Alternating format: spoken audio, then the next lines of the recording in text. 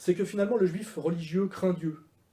C'est-à-dire il sait qu'il fait partie non pas d'un peuple élu, mais d'un peuple choisi, pour être une avant-garde morale, pour guider l'humanité, et qu'en réalité, son châtiment régulier est qu'il ne s'est pas montré à la hauteur de l'élection divine. C'est-à-dire que Dieu le punit en permanence parce qu'il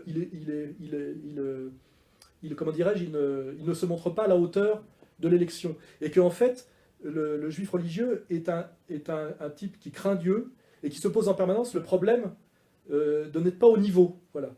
Et alors que le juif laïque, celui qu'on subit toute la journée, juif laïque déjà ça veut rien dire, c'est un oxymore très malsain, lui se prend pour Dieu, c'est-à-dire qu'il se prend pour le peuple messie.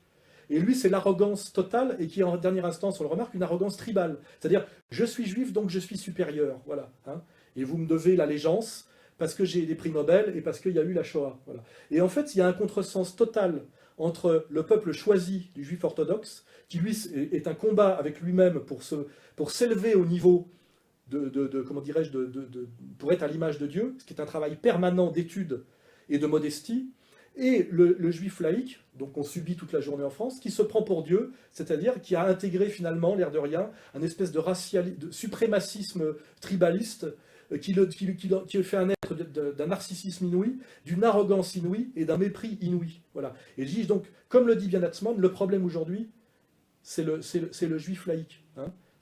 C'est-à-dire celui qui se prend pour un élu. Un élu alors qu'on n'a pas voté, c'est-à-dire qu'il pense qu'il a le pouvoir et qu'il a en lui, je dirais, le divin. Donc il n'a rien à chercher, tout est en lui.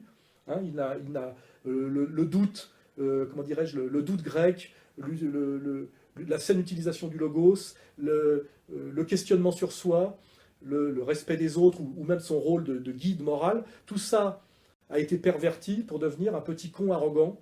Et donc là, je rejoins finalement, après la lecture de la lettre d'Aaron et du livre de Atzmon, que finalement, le problème n'est pas le juif religieux ou le juif déjudaïsé, qui est un citoyen d'origine juive, c'est bien l'arrogance de ce juif laïque, dominateur et tribaliste, qui finalement ressemble aux élites israéliennes actuelles, hein, les Netanyahou Lieberman, qui n'ont rien de religieux, et qui ressemble un peu à la clique de dominateurs qu'on a aujourd'hui en France, qui méprisent le goïm et qui trahissent le judaïsme authentique.